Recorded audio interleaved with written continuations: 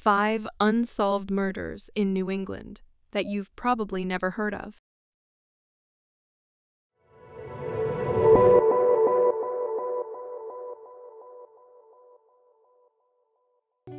Was Heidi Martin the victim of a serial killer? Or did her killer walk away a free man? This unsolved murder takes us back to May 21st, 1984, in Hartland, Vermont, where the discovery of a 16-year-old girl etched a scar that still lingers, a day marking the brutal end of a vibrant life. In the serene, wooded backdrop of Hartland, Vermont, the tragic tale of Heidi Martin remains an unsolved enigma. On May 20th, 1984, her routine jog along Martinsville Road turned into a nightmare. The morning after, a search team found her lifeless body in a shallow stream in a densely wooded area behind the Hartland Elementary School, mere steps from Martinsville Road. She had been brutally attacked, her body revealing horrifying details, stabbed 4 times in the heart, showing signs of drowning, crushing the tranquility of the tight-knit community. Heidi embodied the all-American girl, an honor student, a sophomore at Hartford High School, and an athlete on the track and cross-country ski teams, with dreams yet to flourish. Responsible and hardworking, she held a job at Wendy's in West Lebanon, New Hampshire. Her untimely departure shattered her family, leaving them yearning for closure and answers that remained elusive. The case grew more complex with the involvement of Delbert Tallman, a 21-year-old known to be on the autism spectrum, a witness turned suspect. His narrative, a twisted thread in this harrowing tapestry, wavered between confession and denial. Despite his confession and subsequent recanting, Tallman stood trial and was acquitted. Heidi's sister, April Stone, publicly expressed doubts about Tallman's involvement, questioning police techniques with an individual having a low IQ and special needs. No DNA evidence of Tallman was ever found on Heidi. In March 1996, Tallman faced accusations of molesting an 11-year-old girl in Cavendish, Vermont, and in November 1996, he pleaded no contest to charges of lewd and lascivious conduct with a minor. This left lingering doubts about whether Heidi's killer had walked free. Other possibilities emerged, including the chilling prospect of a serial killer haunting the area. The similarity in modus operandi and the tragic fate of other victims cast a shadow over Heidi's case. Could she have been another victim of the Connecticut River Valley killer, an unidentified serial killer responsible for at least 8 victims in the same area and time frame? In 1978, 27-year-old Catherine Milliken found stabbed near New London, New Hampshire. In 1981, 37-year-old Mary Elizabeth Critchley found in Unity, New Hampshire. In 1984, 17-year-old Berenice Kurtmanche found stabbed in Newport, New Hampshire, and 26-year-old Ellen Ruth Fried found stabbed also in Newport. In 1986, 27-year-old Eva Marie Morse found stabbed in Unity, New Hampshire, and 36-year-old Linda Moore found stabbed in her home in Saxtons River, Vermont. Numerous witnesses reported a man lurking that day, and a composite sketch was released. In 1987, 38-year-old Barbara Agnew found stabbed in Hartland, Vermont. In 1988, 22-year-old pregnant Jane Borowski was attacked by a man and stabbed multiple times. She and her baby are the sole survivors of this serial killer. Heidi's sister, April Stone, steadfastly believes Heidi's murder is connected to the others, highlighting similarities in the crimes.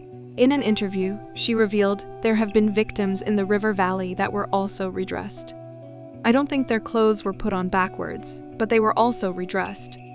The stab wounds, the location, all of that is very similar. A lot of questions are, why is she not a part of the River Valley killings? I am here to say that she is part of it. Her unwavering determination keeps Heidi's memory alive, as she tirelessly seeks the truth, a promise to her beloved sister for the justice long overdue.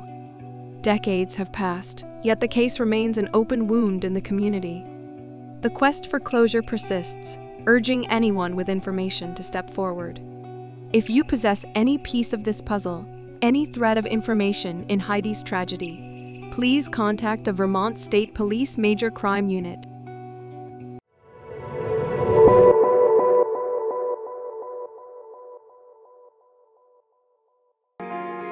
The night of November 13, 1990, painted a chilling backdrop in the West End of Portland, Maine.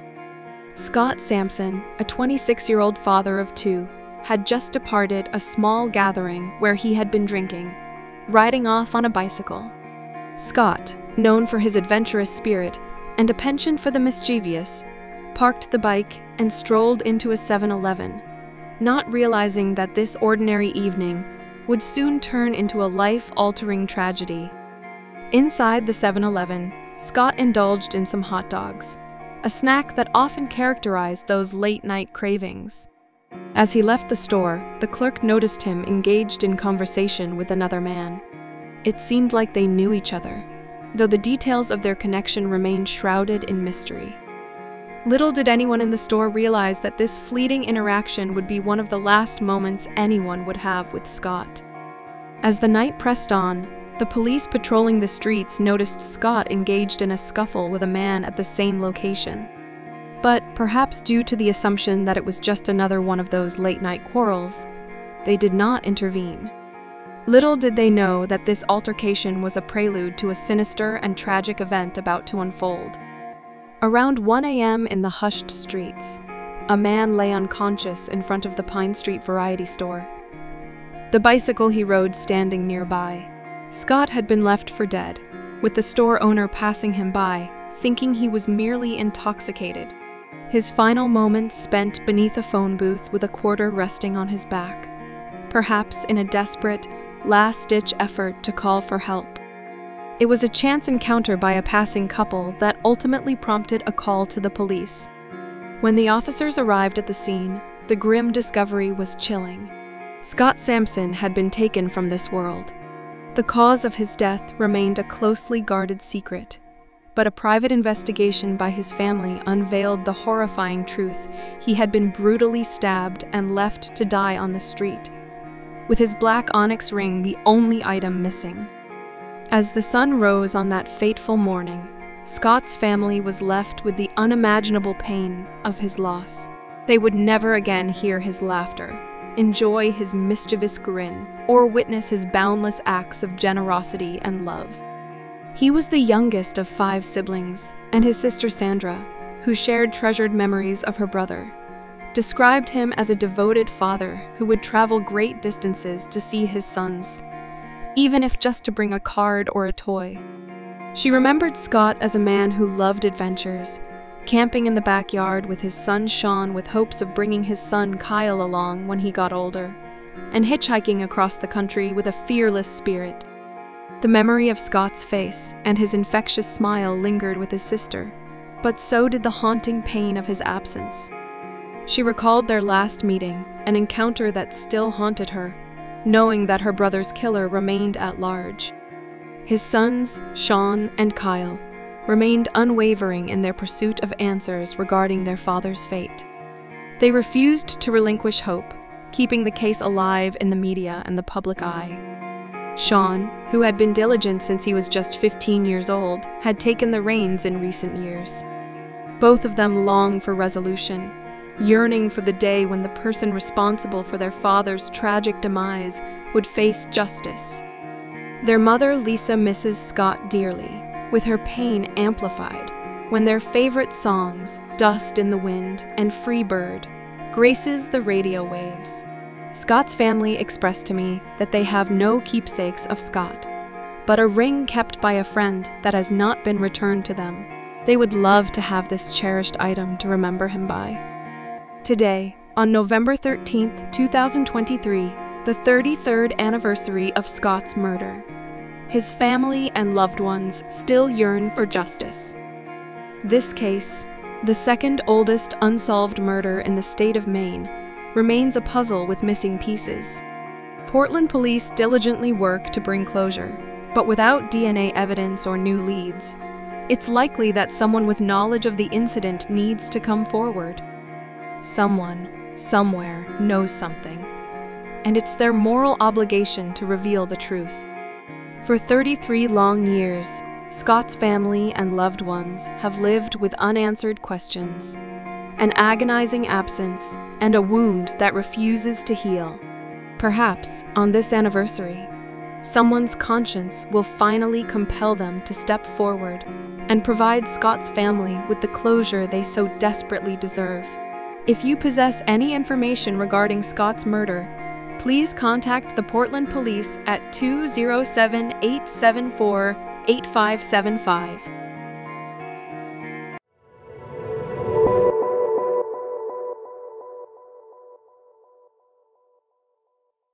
Today we are going to discuss the unsolved murder of Wendy Madden, a 23-year-old woman left strangled behind a bar in West Pawtucket, Rhode Island.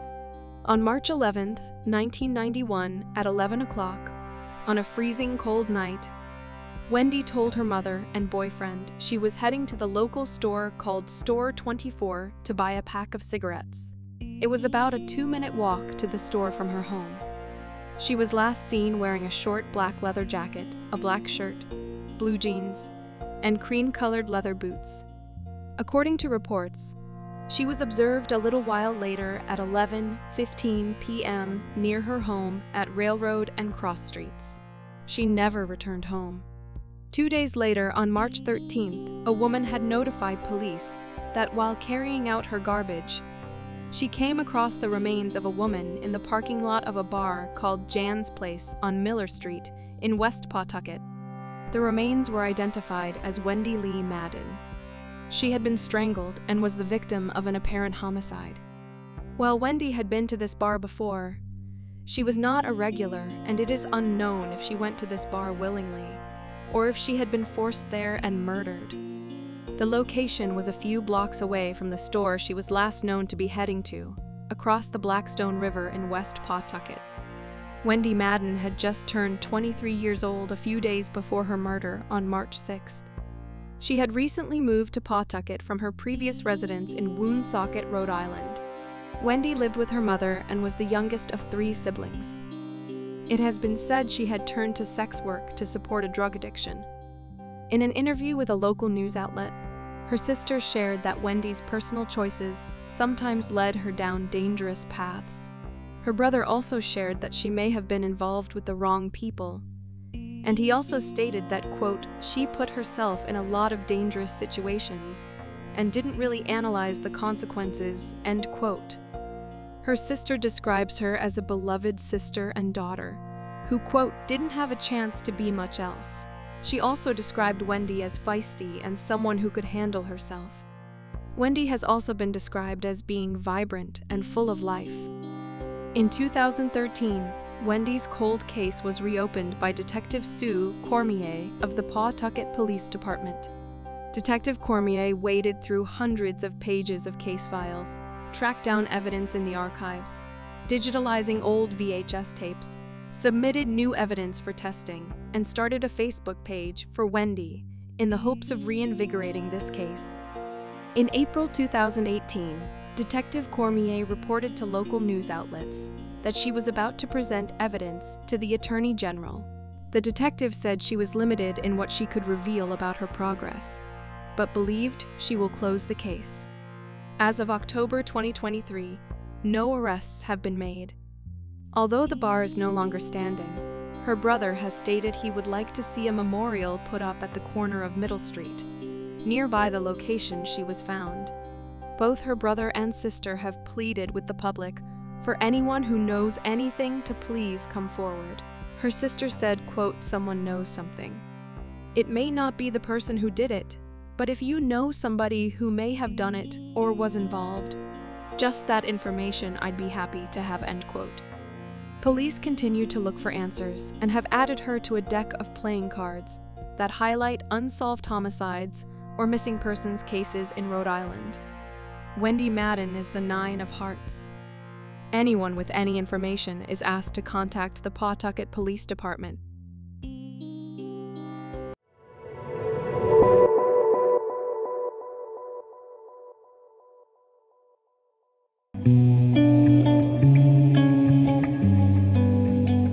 In the heart of Manchester, New Hampshire, Mindy Sue West's disappearance on July 30th, 1998, left a haunting void. Witnesses recall last seeing her with her boyfriend on Concord Street, leaving fragments of a puzzle yet to be pieced together. Born under the summer sun on July 9th, 1967, Mindy was a bright star from the start.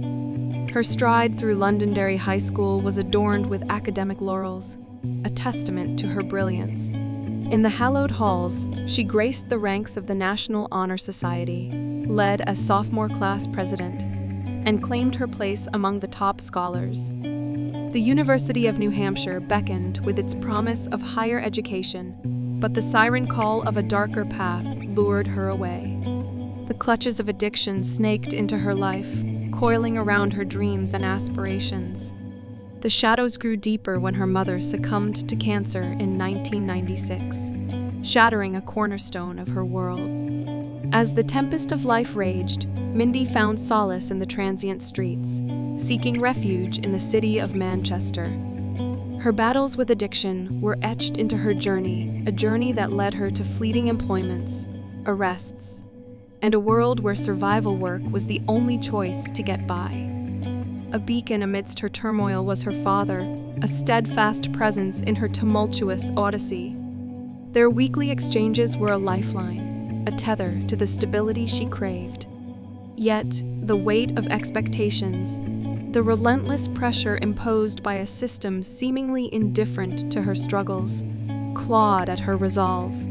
"Everything they expect of me," she lamented to her father, a cry from a soul burdened by the weight of societal demands, especially when it came to trying to regain custody of her 2-year-old daughter. On October 4th, 1998, the discovery of her lifeless body off Hughes Road in Manchester, 3 miles away from where she was last seen, invoked shock and sorrow. Tied to a tree with a rope around her neck, the autopsy's chilling revelation of strangulation left questions for investigators, and a father devastated. Questions swirled as investigators tread through leads, seeking to unearth the truth buried within the shadows. Amidst the maze of leads, a haunting echo resonated of the 1997 murder of Rosalie Miller, a soul lost to a similar fate. A connection begged to be explored, a thread that might weave these tragedies together, or perhaps unravel the mystery that cloaked Mindy's demise. As the years passed, thousands of tips flowed in, each a glimmer of hope in the labyrinth of speculation. Investigators traversed paths and interviewed countless souls. In the search for resolution, the plea for justice echoed louder, and a father's urging of any thread of information, no matter how faint, to be brought forth. Mindy Sue West's story remains an open chapter, a quest for closure, for answers, for justice. Her life, a testament to the intricate interplay of light and shadow, deserves resolution. A resolution that could bring solace to her loved ones, who continue to be haunted by unanswered questions. If you have any information, please contact the New Hampshire State Police Cold Case Unit.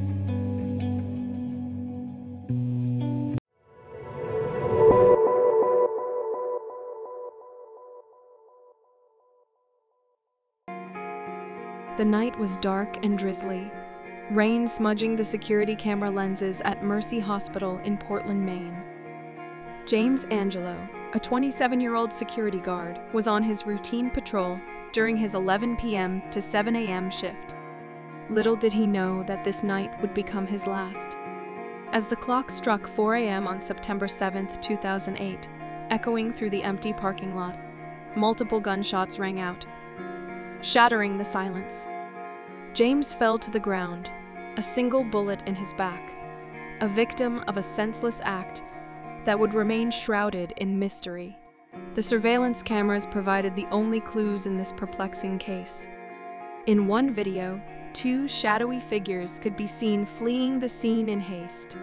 The rain-smeared footage made it difficult to discern their features, but one of the assailants appeared to be a short, clean-shaven black man in his early 20s, donned in black pants and a white hoodie adorned with an elusive logo or design.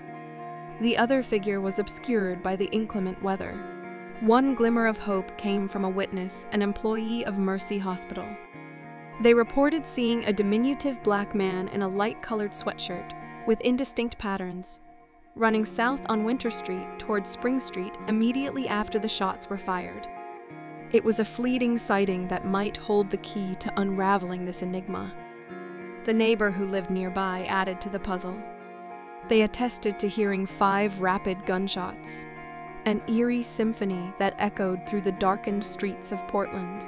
In a matter of minutes, the Portland police arrived at the scene. They rushed James Angelo to the Maine Medical Center, but it was too late. He succumbed to his wounds, leaving behind a shattered family, friends, and a community that cherished his presence. James Angelo was not just another victim. Born in war-torn Sudan in 1981, his family had sought refuge in a Cairo camp before eventually making their way to the United States. They arrived in Maine when James was just 14, and he graduated from Portland High School in 1999, where he was known for his prowess in soccer. He continued to give back to the community through coaching in youth soccer programs and Portland United Soccer. Friends and family remember him for his soft-spoken demeanor, kindness, and that warm smile that could brighten anyone's day. A tearful friend once said, "He's physically gone, but James' spirit is still around us." And indeed, his spirit lingered in the hearts of those who knew him. The authorities believed that James Angelo was an innocent bystander, struck down by a stray bullet. There was no altercation, no provocation, just a cruel twist of fate. He was merely in the wrong place at the wrong time, a cruel lottery that life had dealt him. Months passed, then years, and the case grew cold, much like the frigid Maine winters. But the resolve to solve this riddle never wavered. Mercy Hospital and Maine Medical Center jointly offered a substantial reward, which had now climbed to over $40,000, in hopes of unlocking the truth that remained concealed. Portland police remained diligent, and they clung to the belief that someone in the community held the key to solving this murder. They reached out to the public, urging anyone with information to come forward. The mysterious case of James Angelo's unsolved murder investigation remains a chilling reminder of the fragility of life and the enduring quest for answers. The rain-smeared video and the fleeting witness account served as a faint glimmer of hope in a perplexing and haunting mystery. The question that lingered in the minds of the community and law enforcement was simple: who killed James Angelo and why? If you have any information, please contact Portland Police at 207-874-8533.